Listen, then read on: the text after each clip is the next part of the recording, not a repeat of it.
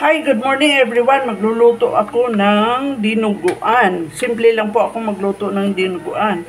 At once a year po, no, ay medyo ini-spoil ko yung sarili ko. Miss na miss ko yung dinuguan. Pero simple lang po. Yung luto ko lang ang kinakain kong dinuguan. At ito ay puro laman. So, ito ay na-slice ko na. See this? Fresh na karne, no? O, ng pork. Pero puro laman po ito, inaalis ko yung taba. Imagine mo, sa kadami kong tinanggal na taba. So ito, hindi po sinasali ito, no? Siguro, ito ilalaga ko o kaya pakuluan at ibigay sa mga pusi, no? Dito sa aming place. So, hindi ko po ito isasamang taba. Ito po ay puro lang laman. At maglalagay po ako ng kunting atay din ng pork, no? So, magluluto ako kasi kakain po ako ng dinuguan at once a year lang po kami kumakain nito para mapagbigyan naman ang aming pagkamis ng dinuguan, no? Okay, so itong dinuguan po ay lagyan ko ng konting hindi pala ito dinuguan pork, no? Ay lagyan ko ng konting pepper at maglagay ako ng konti lang na toyo, no? Okay? So, ibabag ko ng konti ito, no? At simple lang, mamaya ipakita ko sa inyo, no? Yung aking mga simpleng ingredients, no? Okay? Ayan, tuwing once a year lang ako kumakain ito ng aking sariling luto ng dinuguan. So, December 23 ngayon, no? Noon time. So, ang na-prepare ko lang, ito ay bawang. Dinamihan ko na ng bawang. Masarap yung mga niluluto natin pag maraming bawang. And this one, onions, no? At saka, dinamihan ko na rin ng ginger. Yun lang po ang mga aking mga ilalagay dito. And then, naglagay po ako ng kunting o kaya 1/4, no? Pwedeng kunting-kunti lang na atay. Ito po ay pinakuluan ko lang, no? Para walang masyadong maraming mantika. So, pinakuluan ko lang at na-slice ng cubes, no? At ito, cubes din yung ating laman, puro laman. Okay? So, ganito po ako magluto ng aking pang-Christmas na dinuguan na kinakain lang once a year ng aming family. Pag-prepare ko po ng dugo, ay nilagyan ko po ito ng laurel at saka suka. Puro suka lang ilalagay ko. At ito ay kanina buo, no? Pero ay dinurog ko lang, no? With clean hands at nilagyan ng suka. At anyway, suka naman ilalagay ko sa aking dinuguan. Yun lang po ang kailangan ko para magluto ng mabilis na dinuguan. Ayan, magluto na tayo, no?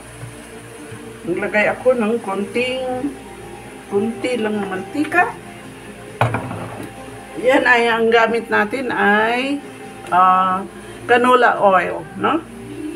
Tapos ilagay natin yung ating bawang.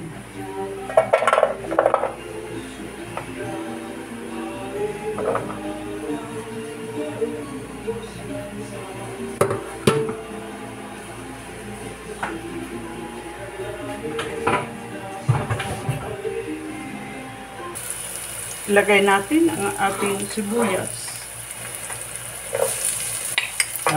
Masarap yan pagka maraming sibuyas, maraming bawang, at saka maraming luya.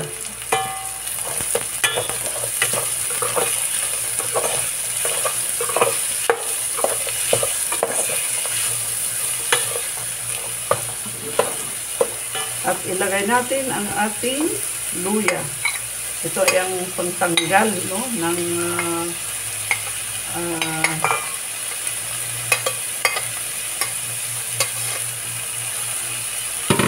amoy o kaya ng lasa ng baboy, no?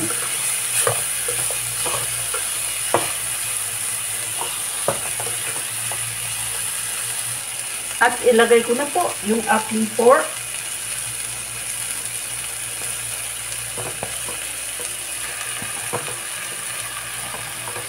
In short, ay ginisa natin ang ating pork.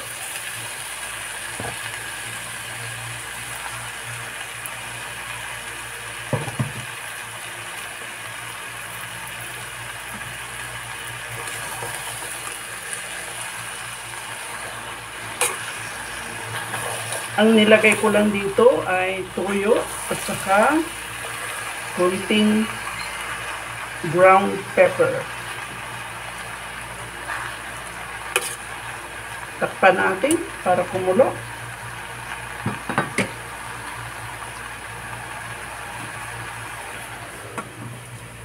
At ito ay palambutin natin yung ating pork. Pag medyo brown na po yung ating pork, no, maglagay tayo ng kunting-kunti lang na tubig, just enough to soften, no, or to cook our kunting pork. Kunting-kunti lang po, no, para mag-boil, to make it tender. Pan ulit. Ayan, tingnan natin yung ating boiling na ginisang pork. Tingnan natin kung pork tender, no? Kasi kailangan malambot na malambot yung laman ng ating pork. So, kung pork tender, that is cooked ready. So, ito.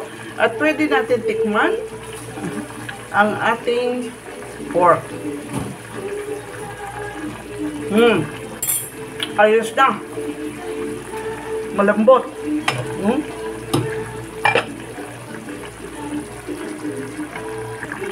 Ayan, dahil malambot na ang ating pork, ay pwede po tayo maglagay ng ating liver, pork liver, no?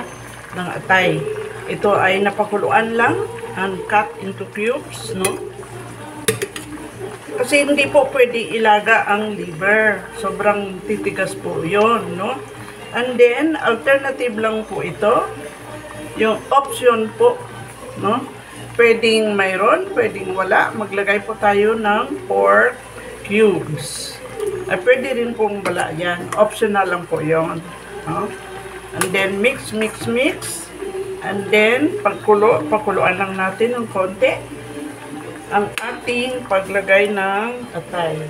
And then, okay na po yun. Maglagay tayo mamaya ng pork blood, fresh po, from the market.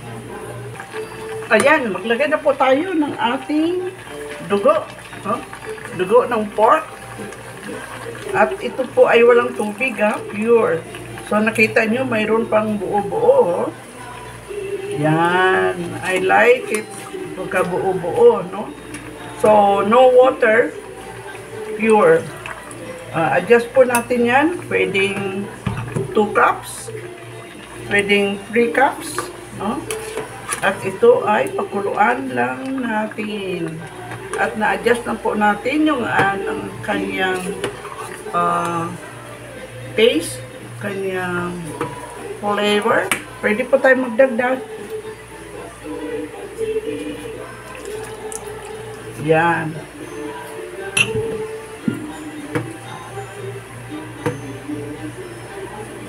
Lutuin natin maigi. Let it boil.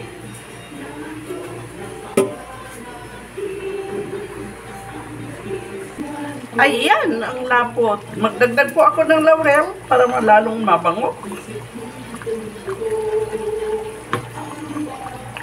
At maglagay po ako ng suka. Suka po ilagay natin. Kasi ito po ay preservative. Kahit na hindi maubos ito, ay pwede po natin ulitin o kaya pwede nating initin. Yan! Ay, ang sarap. At i-adjust lang po natin sa gusto nating asim, no? Kasi ito nagpapasarap sa ating dinuguan, ang asim ng suka. Yan. At maglagay tayo ng siling green. Yan. Sarap. Tikman natin.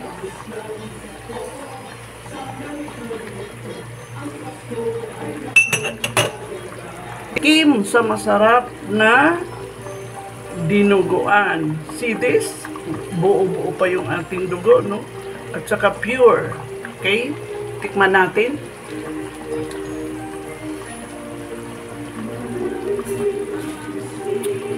Ang sarap. Adjust po ninyo yung kanyang asim. Yan po ang nagpapasarap sa dinuguan. That's it. Ready to serve our dinuguan this Christmas. Lutong Pinoy. At ito ay sa lasang Pinoy. Ang dinuguan bao. So, pwede na tayong mag-serve. At ito na po ang ating finished product. Ang masarap na dinuguan in Christmas season, no? Lasang Pinoy at simple na pagluto ng senior citizen. Thank you very much for watching. Merry Christmas everyone. Okay? Thank you. God bless us all. Bye-bye. Let's enjoy our dinuguan Filipino style.